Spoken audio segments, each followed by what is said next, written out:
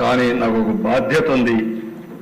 రాజకీయ ముసుగులో నేరస్తులు కావాలని నేరాలు చేస్తే రాజకీయ ముసుగు తీసి నేరస్తులుగా ట్రీట్ చేసి రాష్ట్రానికి రక్షణ కల్పిస్తా.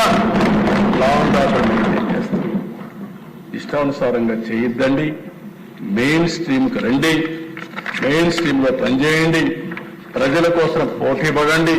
మేమేమైనా తప్పులు చేసి చెప్పండి, వింటాం, సరి చేసుకుంటాం. కానీ ఇష్టానుసారంగా మీ ఇష్టంగా చేయాలంటే మాత్రం మీ ఆటలు సాగలేమని ఈ అసెంబ్లీ సాక్షిగా మరొకసారి చెప్తున్నాను అధ్యక్ష.